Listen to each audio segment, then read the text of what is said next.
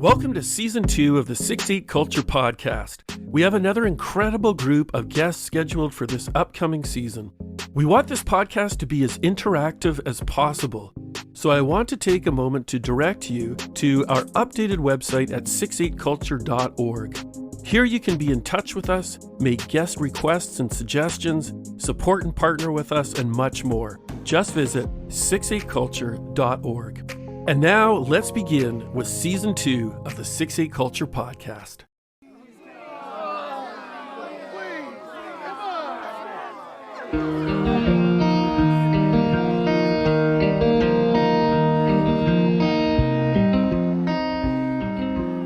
Martin Luther King Jr. preached a sermon in March of 1956 entitled, "When Peace Becomes Obnoxious."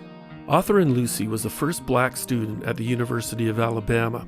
It didn't come easy. King begins his handwritten outline by recounting that after Lucy's expulsion from the University of Alabama, many celebrated the relative quiet that followed days of rioting at the university. King condemns this calm as the type of peace that stinks in the nostrils of Almighty God.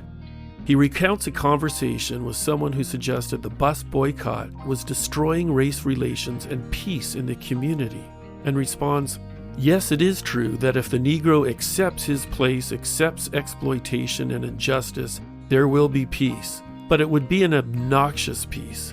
Now let me hasten to say that this is not a concession to or a justification for physical war. I can see no moral justification for war. I believe absolutely and positively that violence is self-defeating. War is devastating, and we know now that if we continue to use these weapons of destruction, our civilization will be plunged across the abyss of destruction. However, there is a type of war that every Christian is involved in. It's a spiritual war. It is a war of ideas. Every true Christian is a fighting pacifist. In a very profound passage, which has often been misunderstood, Jesus utters this. He says, "Think not that I have come to bring peace. I come not to bring peace, but a sword." Certainly he's not saying that he comes not to bring peace in the higher sense. What he is saying is, I come not to bring this peace of escapism, this peace that fails to confront the real issues of life, the peace that makes for stagnant complacency. Then he says, I come to bring a sword, not a physical sword. Whenever I come, a conflict is precipitated between the old and the new, between justice and injustice, between the forces of light and the forces of darkness. I come to declare war on evil. I come to declare war on injustice. This text is saying in substance that peace is not merely the absence of some negative force, war, tensions, confusion, but it is the presence of some positive force, justice, goodwill, the power of the kingdom of God. Stay with us as we hear from a man who hails from India, resides in Cambodia, and has devoted his life to peacebuilding and reconciliation on a global level in today's episode of the 6-8 Culture Podcast.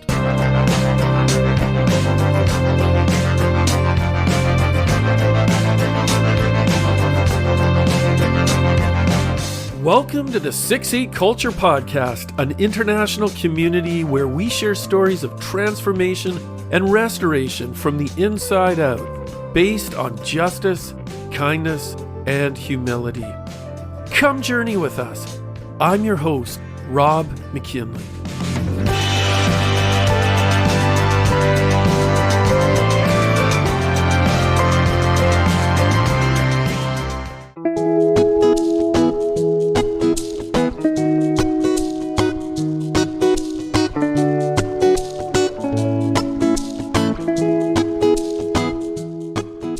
In Jesus' famous words from the Sermon on the Mount, he states, "God blesses those who work for peace, for they will be called the children of God."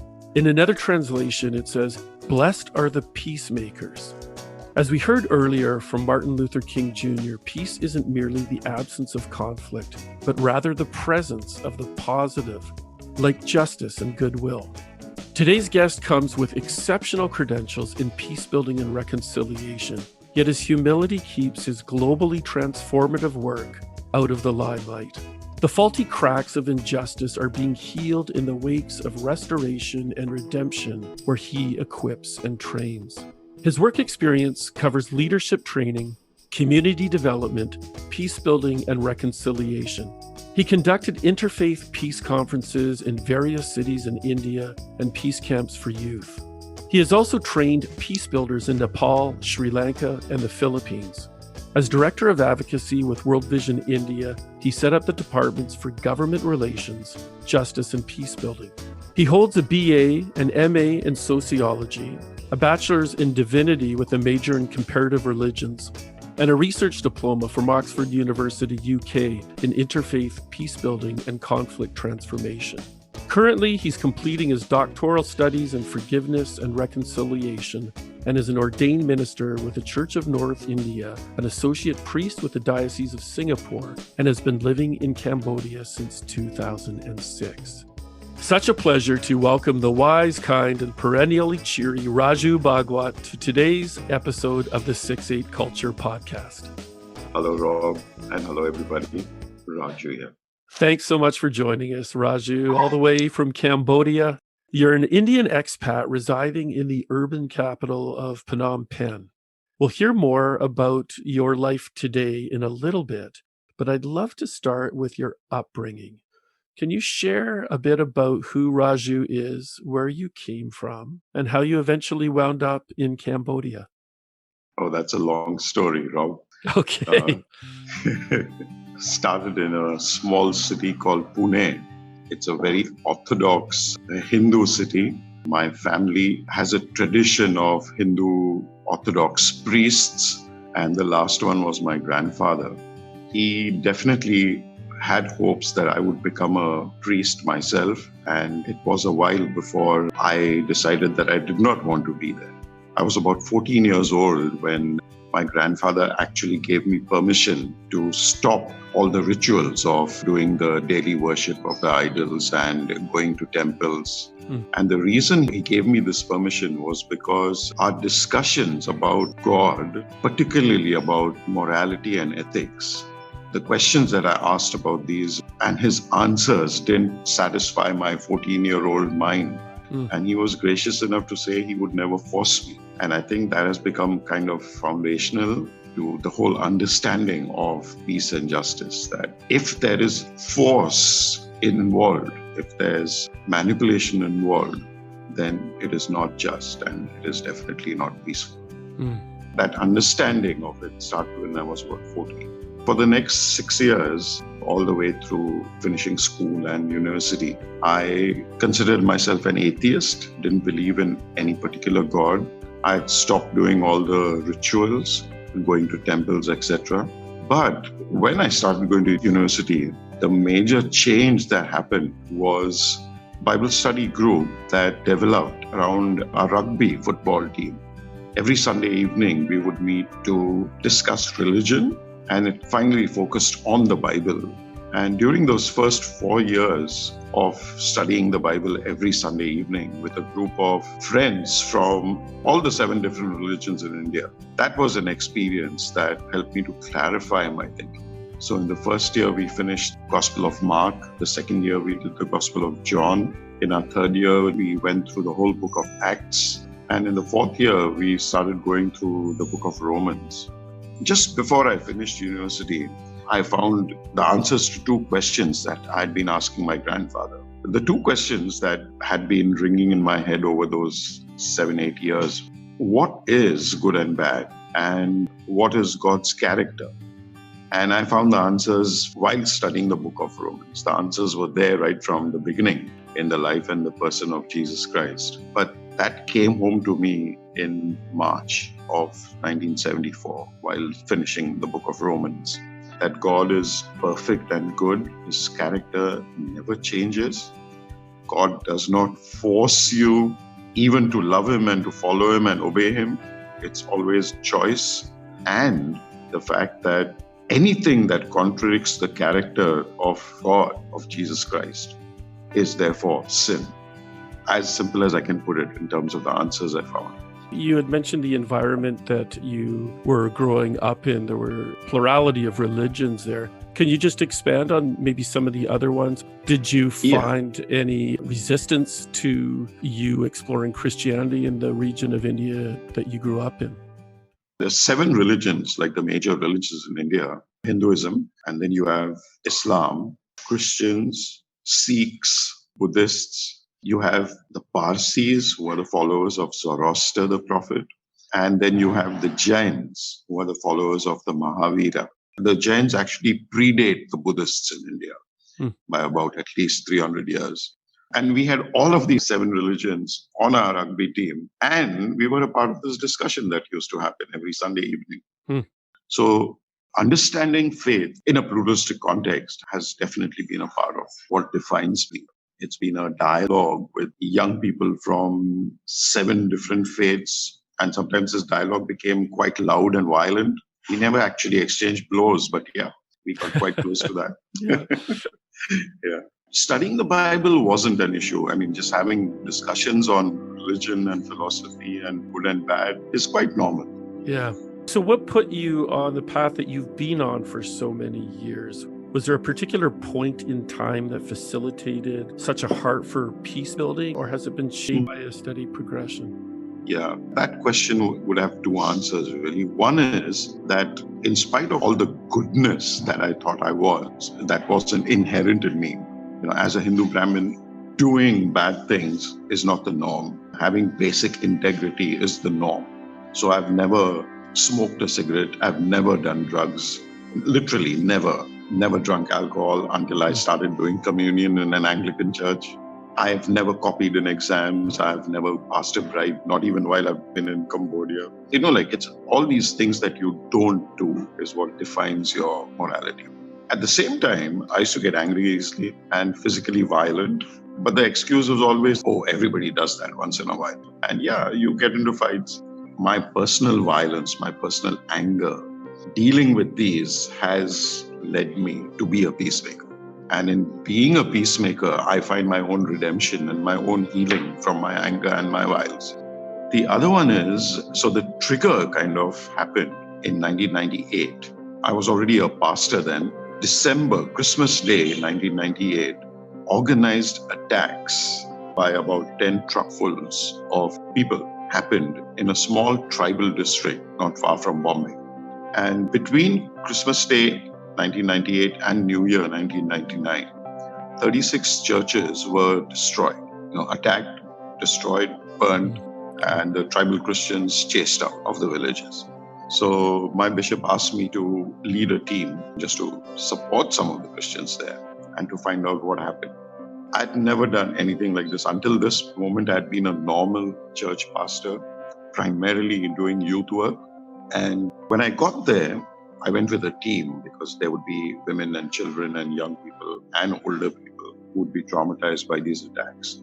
First village we got to, truck was surrounded by a whole group of villagers, quite aggressive, and they wouldn't let our truck go any further into the village. And they kept insisting, no, there have never been Christians in this village. So we went off to the second village, and it was the same experience again. The truck was surrounded by a group of villagers, and they again said, no, who told you this? You've got the wrong information. There were never Christians in this village at all. We've never had Christians here. Please go away. So after the third one, I finally figured we go and wait on a track in the forest somewhere out of the third village. We might have some of the Christians coming out who were in hiding. About half an hour after we stopped the truck and waited, a couple of old men came out of the forest and started talking to us, saying that they were Christians and they were in hiding. And yes, this is what happened. So that's what we did. In some of the villages, I was able to go in, sneak in really with a couple of the local Christians. We would meet them outside the villages, and then a couple of them would take me in. They refused to take the whole group in. And I photographed 21 destroyed churches. And then as a group, we interviewed others. And over about 3 weeks, we got eyewitness accounts of what had happened. And I came back from there with this big report and all. Those days you did photographs of the film. So you had these printed out photographs and a whole report. Right.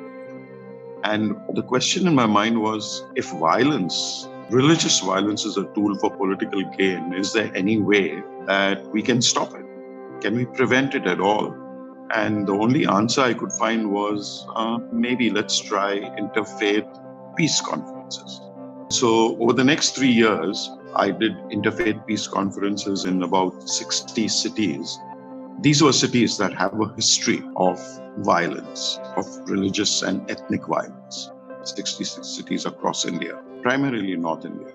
The purpose of these peace conferences was to have leaders from each of the 7 different religions be on a common forum for a whole day or two and speak about a religious perspective that says we live in harmony. All of the religions teach that.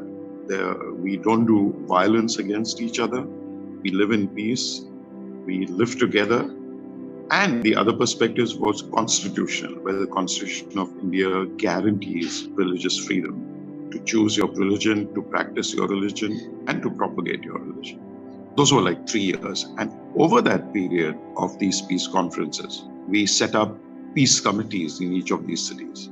And the responsibility of these peace committees was to train people in their cities in nonviolence, in harmony. So that was the entry level into peace building, but it was primarily interfaith peace building. Right. Sounds very much like a baptism of fire as a catalyst to launch you off on the path that you're on now. How did that take you to the country of Cambodia? Yeah, because I'd been doing these peace conferences and then involved a lot of coordination with the Home Ministry, the government. It was the present government that is in India, the same party. I developed a lot of contacts with them. And World Vision heard about this pastor who does peace conferences. And World Vision had already been having trouble, already being a target as the largest Christian NGO. They had a couple of offices that had been petrol bombed. And there were a couple of instances of vehicles disappearing, staff being attacked, World Vision staff being attacked by pro-Hindutva people, groups, gangs. And I was contacted through my bishop saying, this is the Anglican Church. And so could I be seconded to World Vision for a couple of years to set up a government relations department and a peace and justice department? My bishop urged me to go. And so I finally did end up with World Vision in 2002. A lot of the work involved the Home Ministry in Delhi and complaints against World Vision that had been piling up and answering those complaints in whatever ways we could. And beginning training World Vision staff in peace and justice. And this was from a conflict-sensitive project designing. Now I was moving into learning all this as I went along, into project designing, do no harm, local capacities for peace, conflict sensitivity, all of those aspects.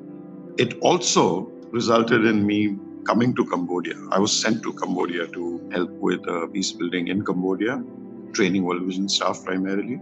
The World Vision Peace Department was setting up a peace and justice network. Those were like 3 years of visiting Cambodia, primarily working with World Vision locally and trying to set up an interfaith network. And the result was, over 3 years, the Lord started saying, this is where He wants me on a long term. So we came here as a family in 2006 and I've been here ever since.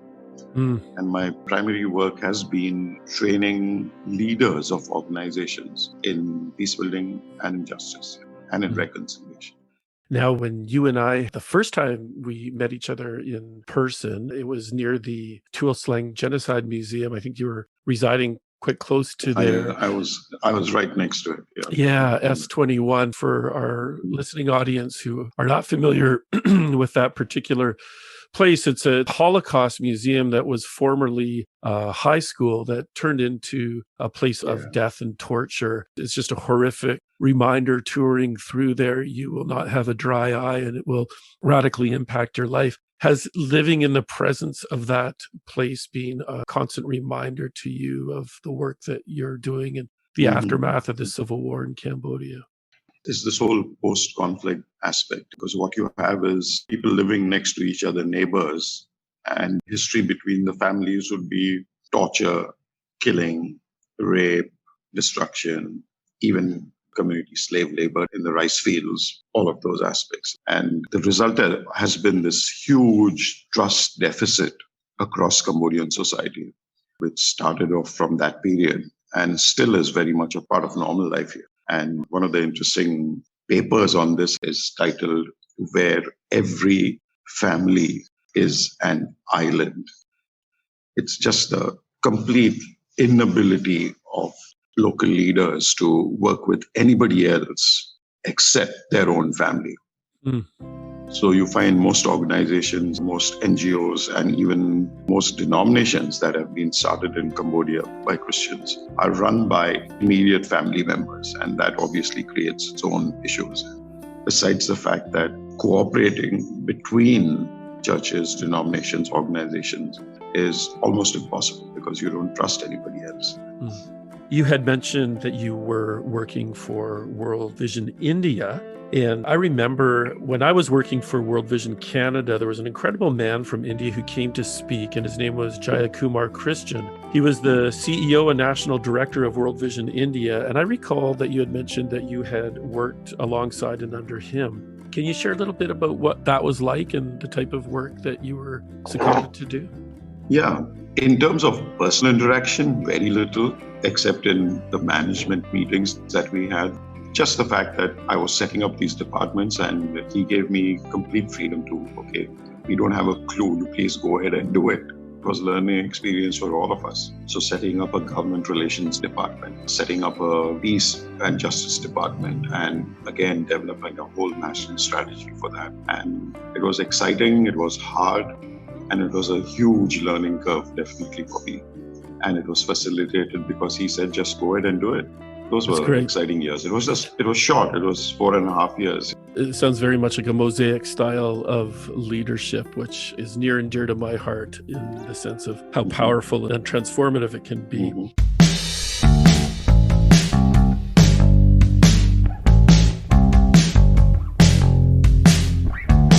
We're listening to Raju Bhagwat, an international thought leader in peacebuilding and reconciliation.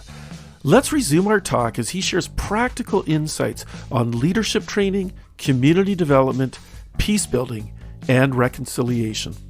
So, Raju, your work covers 4 main pillars from what your profile says: leadership training, community development, peacebuilding, and reconciliation. So if we can touch on all 4 of these, and we'll start off with leadership training.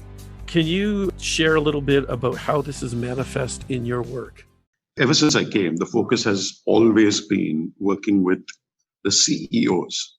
So it could be the CEO of a denomination. There are 18 major registered church denominations here. They don't allow any more than that.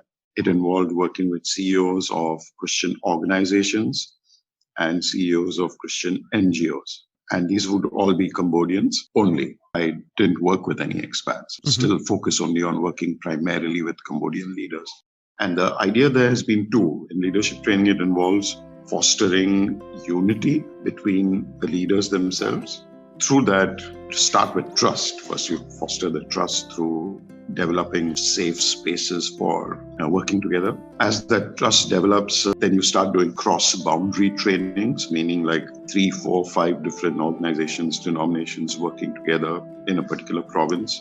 And the leaders would model this cooperation and relational dynamics themselves by being trainers and being trainers who are mutually submissive to each other. And over a period of 3, 4, 5 days, their staff see this.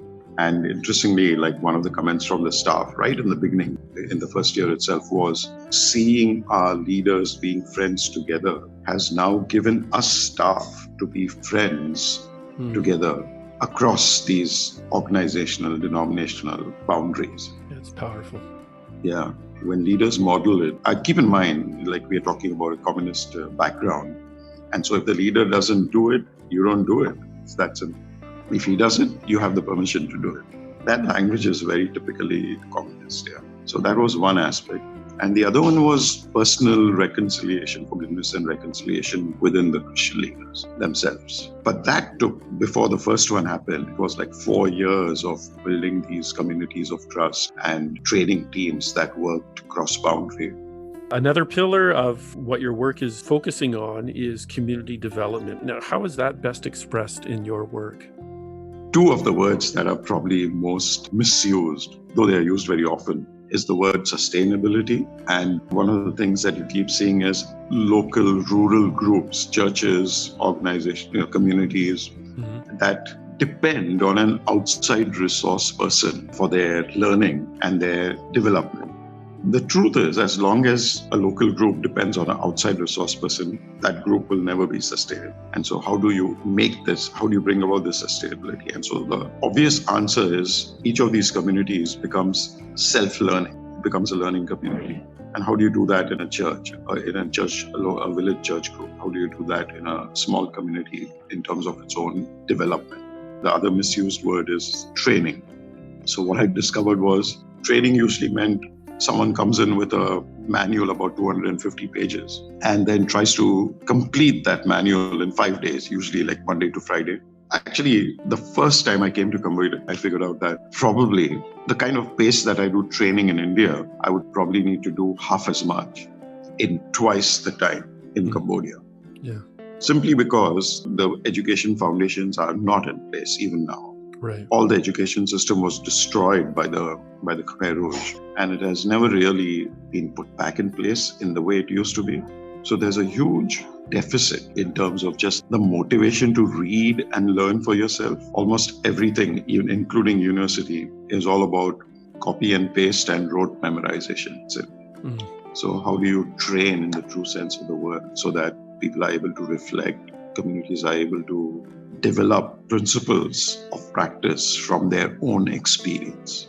And how do you do that in communities that don't read and write too much? That is what I focus on. Another pillar in here that we've been talking about extensively is peace building. Now, it's been said that peace, like charity, begins at home. Is peace building more effective on a micro or a macro level, or both? How do you approach this? Okay, so on a micro level, it's obviously individual based. And on a macro level, I tend to focus more again on CEOs of different organizations and mainly on senior staff of the organizations. So on the micro level, it is the recognition of violence in self. And often the understanding of violence is limited just to physical violence. Oh no, I don't hit anybody. But having said that, Cambodia has domestic violence, reported domestic violence, which is about 73% of the families. That is pretty high. Yeah. But the response there is, what else can I do for entertainment? We don't have electricity. All the people sitting around this little group in the village will laugh because everybody does. Yeah. And you can't hide anything in a small Cambodian village. Everybody knows what's happening in the other family.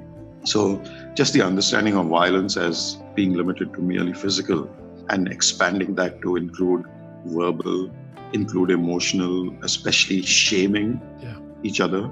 The parenting style is primarily you motivate children by shaming them, humiliating them. So just getting people to comprehend that violence is not just physical, but it's in every aspect. And then, of course, you have the structural and the systemic violence that happens across even the village level and administration onwards. Dealing with corruption, dealing with all of those issues. Yeah. What would you say are the greatest impediments to peace? I'll have to pedal backwards a bit for this. Is that okay? Absolutely, yeah. Okay. Interestingly enough, in the Bible, in the Old Testament, you have only one word. Actually, there's two, but there's one word that is primarily translated as justice. And it's the word tzedekah. Normally, it's translated as righteousness or righteous. And sometimes in the context, that same word in Hebrew is translated into justice. Okay. You have another word, mitzvah, which is restorative justice. But that is like, what do you do to restore the damage that you've caused here? Right. But primarily it is righteousness, translated as justice in the context. So the opposite is, interestingly enough, not unrighteousness. The word that is often translated as, in fact, mostly translated as injustice is the word Hamas. I mean, we know that word from Palestine. Right. But Hamas simply means violence. So the opposite of righteousness in the Old Testament is actually violence. So look at it another way. What is justice? Justice is non-violence. And for me, that is why this peace and justice, I mean, they're almost like interchangeable. English uses all these distinctions, but obviously the Hebrew language didn't have those. You know, when Jonah, this is very interesting, when Jonah goes preaching around the city of Nineveh, we don't really know what Jonah actually preached. Okay, that's not recorded. But the king's response after Jonah preaches for 3 days gives you an idea. And what the king says is this: stop the violence. Basically injustice. Stop the injustice. And that is where the repentance comes in. Yeah, it's a very common theme. Previous guest that I had recently interviewed, she is the CEO for IJM Canada and espouses the exact same thing. Violence is what needs to be eradicated for poverty to be resolved. Yeah, and that's also written in the book from Gary Hogan called The Locust Effect, and he focuses in on the violence. So very poignant that you also bring that out as well. For me, that is community development. When people stop the violence, in Cambodia, we use another word sometimes, forcing people to do something against their will. That itself is violence already. And so summarizing this, what I usually talk about is, in terms of the law, you can be spotless. You've never broken a law. But are you a just person? Right. I can be an unjust person, though I've never broken any law in Cambodia or in India. So that kind of summarizes. Community development is so closely tied in with this whole idea of justice and peace, like righteousness and violence. Now, the dictionary defines the act of reconciliation as when former enemies agree to an amicable truce. But isn't it much more than that? Like, how is it manifest in your work? It's huge. Like I told you, it took 4 years of working with CEOs. Cambodian CEOs before the first reconciliation happened. But in its non-violent form, you just work in your silos without relationships with other people. And you think you have peace because you're not interacting with anybody who's outside your organization or your church. But when you start this cross-boundary working together, that's when the sparks start to fly. And that's where you see signs, you see symptoms of this lack of trust. So building that foundation of trust, the trust deficit that exists in post-conflict societies, is foundational. Once you've got that, you break this whole cycle of revenge. Because the revenge may not be physical now, but it's like you're gossiping. There are snide remarks about each other made in meetings. All of those things start stopping. Once these sparks and these poking each other start reducing, you have this atmosphere, you have an environment where you can at least begin working together. Once that starts, then the trust starts building. Only after that, you come to the space of one is willing to forgive another. Forgiveness does not require two people. Forgiveness is an individual heart, setting your own heart right. So sometimes when two leaders are in conflict, you might have one who comes to this place of, I forgive the other person. But reconciliation will not begin until the other person also comes to this place of forgiveness. And only when that has happened, then they both can start walking this path of reconciliation. The definition kind of gives you the idea that it's like an instantaneous thing, but it's not. Reconciliation is rebuilding trust, and it will take years before it happens. There's no end to it, if you want to put it that way. We all grow on this whole path of reconciliation. We grow in relationship with each other, and I think we grow in our own healing as we walk this path of reconciliation. So it takes years. It's not something that happens overnight. And we have some leaders who began the reconciliation process like 10 years ago, who still meet regularly and still say, yes, we are working on our reconciliation. And they're able to demonstrate the fact that they've forgiven each other by the fact that they work together and meet together and regularly minister together and demonstrate mutual submission. It is a long path. It is, and a very powerful one, though, as well, as you were previously alluding. When the leaders are forming and showing the forgiveness and reconciliation, then the people within their organizations are doing as such.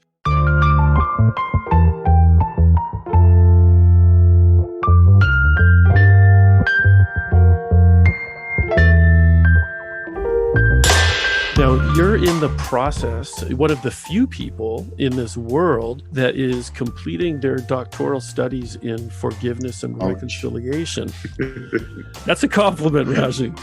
So yeah, but it's also one of these things I've been struggling with for a while. Yeah. Well, your dissertation is on reconciliation between Christian CEOs in honor and shame cultures. That's huge, where such a significant percentage of people on this earth live in honor and shame cultures. So could you first define such cultures and maybe what it is that you do in this regard? You've touched on it, but maybe some other situations that you do within this. Okay, you want me to summarize my dissertation? Okay. Abstract. Okay. I still haven't done it myself. Okay. I still have to submit it. So honor shame cultures, honor takes precedence over right and wrong. Saving your honor becomes the only priority. And you will give up your righteousness, you will give up your right and wrong understanding to make sure that your honor is maintained. Honor and shame are public community concepts rather than individual. So the shame applies not just to this one individual, but to the whole community, the whole family, the whole organization. And you would protect your honor by telling lies, by giving bribes, by buying a position. You gain honor. And it's perfectly okay to do it without demonstrating any biblical ethics.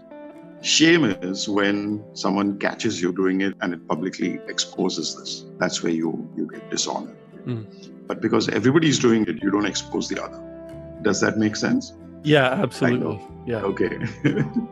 Okay. So in this context, if leaders have even more weightage, give more weightage to the honor and shame aspects. Right. Because the higher you go up in leadership, the more honor you have to lose and the greater the shame.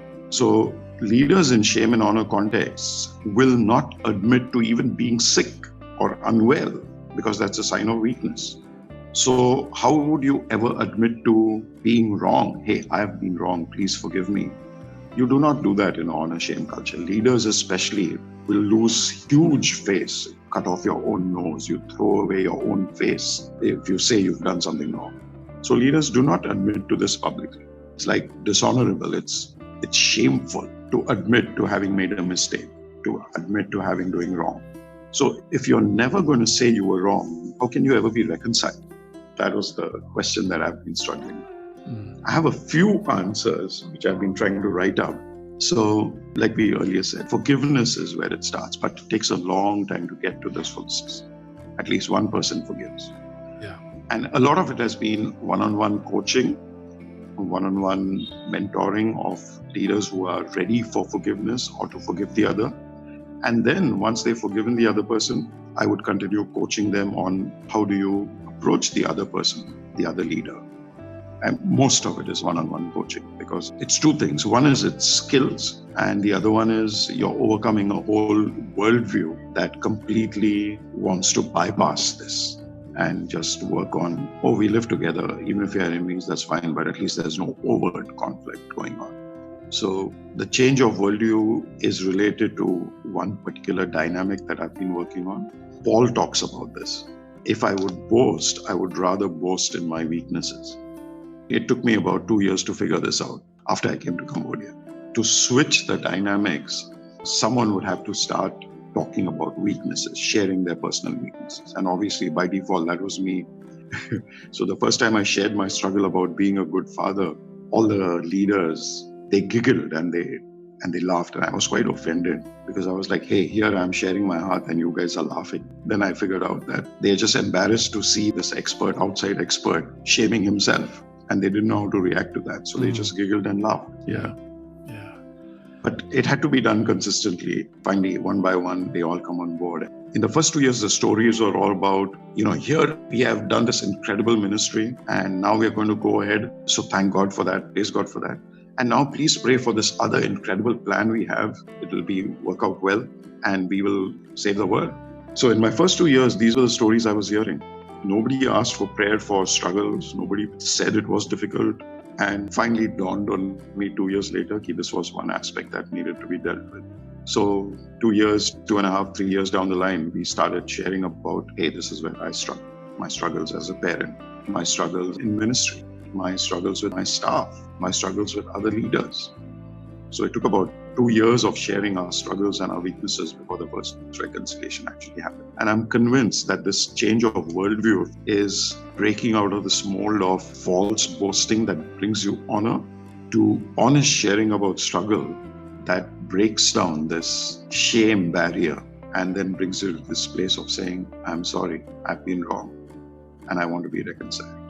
Very well put. And it runs very far. It runs very deep as well when we step out into the governments of some cultures. Now, without naming this particular country or NGO, within some countries, I remember one who was actually kicked out of this country because there was the shame that the young girls in this country were being trafficked. Yet when it was discovered that the majority of these girls belonged to a different nationality, they allowed this NGO to be back into this country and do the work. So very much what you said, there's a very big difference between legal and just. Yeah, totally. Yeah. And the dynamics of shame and honor are, we talk about this, the 1040 window. Right. Now it's, but basically the unreached 1040 window is shame and honor cultures. And as long as getting the gospel into these countries is script oriented and even developing scripts to share the gospel in honor shame cultures, anything script based is going to have limited impact. And these honor shame cultures need worldview changes, not just, intellectual assents to, tick box, believe in Jesus, tick box, I seek forgiveness from Jesus, tick box, Jesus died for me. In the context I work in, some of the leaders have ticked these boxes 20, 25 years ago, but that hasn't resulted in the worldview change at all. So there's intellectual understanding which hasn't translated into cultural and worldview change. Yeah, and right here in Canada, there's a huge need for forgiveness and reconciliation within our First Nations brothers and sisters. It says here that you've also done peacebuilding, training, and work in Nepal, Sri Lanka, and the Philippines. So can you maybe touch on a couple of these regions or some other ones? And is it a similar issue as it is, say, there in Cambodia or in India? And if not, what would the differences be? In terms of differences, no. I think I would still use this foundational aspect of violence and righteousness, justice and non-violence as foundational, no matter which society we move into. And the reason is very simple, because what I see is, and this includes established Christian organizations, Christian nations, cultures, what you find is this increasing dynamics that comes primarily from the business world, where boasting is becoming the norm. Now, this is very sensitive, but I think I need to say it. So, newsletters from Christian organizations. It's very hard not to raise funds without success stories. I think some of our success stories, even in our newsletters, are boasting, and they kind of project something that is more than what is the ground reality. That dynamic is growing in first world countries that have a kind of historical or a Judeo-Christian social fabric, and they understand guilt and righteousness much better. But because of this increase in telling success stories, I think that is becoming more and more of a guilt and righteousness culture where boasting becomes the norm. And without you boasting, you will not be able to raise funds. It's a kind of a vicious cycle.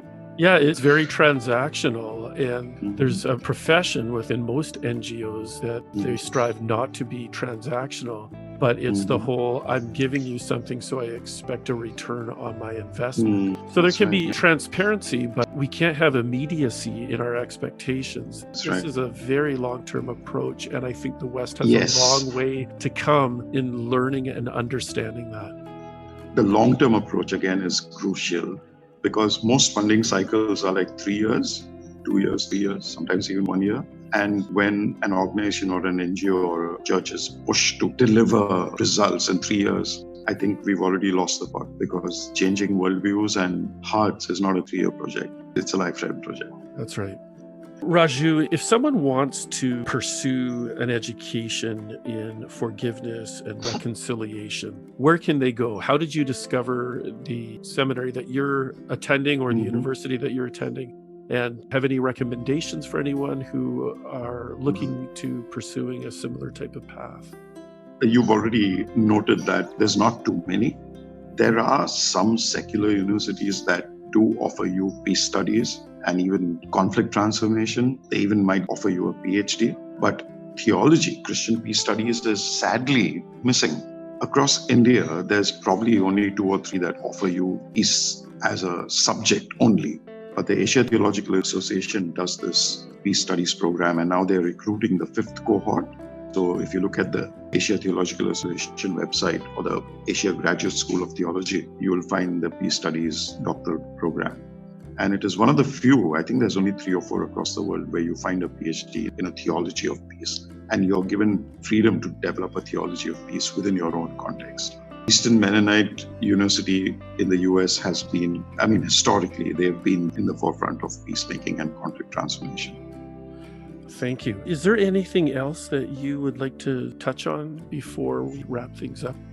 You work, you study, you learn, you write, and part of it has been my own growing, my own walking away from my violence towards me becoming a more just person.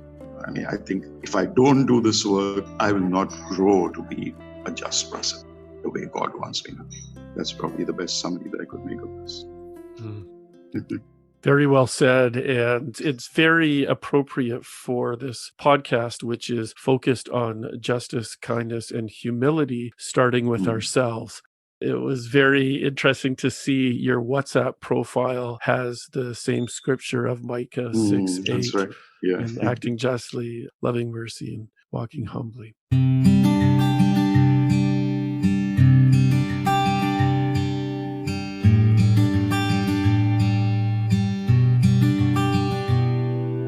We didn't do humble yet, but that is a crucial dynamic in changing shame and honor worldview. And what the gospel brought into the Greco-Roman Jewish worldview of shame and honor was this whole dynamic of humility. But that's for another podcast, maybe. Can you just touch a little bit on that? Ouch. Okay. So the gospel came into a context where the Roman worldview was of honor, where boasting was a norm, where the Caesars themselves sent out plaques saying, hey, we've done all these incredibly great things. And boasting was the norm. And so you find a Pharisee who gives gold to the temple, having it announced all over the city of Jerusalem. You find a Pharisee who walks into the temple and then prays aloud at how great he is as a Pharisee and how thankful that he's not like that poor sinner praying at the back of the temple. Yeah. That's shame and honor. Into this culture, which is completely become a part of the normal Jewish lifestyle, Jesus brings in this whole dynamic of humility and even dying for it. And then you have the apostles preaching humility, the preaching of the cross. I think that has been something that has been missing in our preaching of the gospel, if you want. The preaching of the cross, the dying to self. And that this dying is a daily affair. It's not something that happens that one time, that 1 minute where you gave your life to Christ. Right. And then you're like this saved, incredibly perfect person that walks around on this earth. It doesn't work that way. Humility is a lifestyle that I struggle with every day. And that was the dynamic, I think, the preaching of the cross and the humility, that daily humility that required. And it was modeled by the early disciples that changed the Roman culture literally in 1 century. A culture that looked at honor and boasting and being tough and strong as the values to aspire after. By the end of the 1st century, you find humility and forgiveness and gentleness and kindness as being values. It was a whole cultural change in the dynamics of the Roman Empire and the Roman culture. And it was done by the preaching of the cross and the modeling of humility and even dying for it by these Christians who were a small cult, really, that were persecuted through most of that time. Yeah. I've said this before, that when we commit an infraction, we want mercy. If an infraction happens against us, we want justice. But humility is the clothing that both of them wear to enable both justice and mercy to coexist with one another. Absolutely. Raju, it's been such a pleasure to have you share your journey with us, the wisdom that you've acquired along the way. And thank you so much.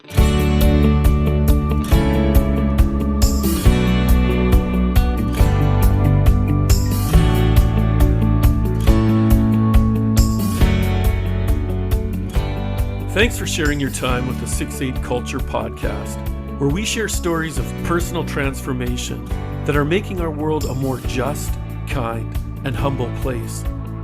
Join us for our next session of Impacting Stories with 6-8 Culture. This is Rob McKinley signing out with a reminder for us all to act justly, to be kind, and to walk humbly.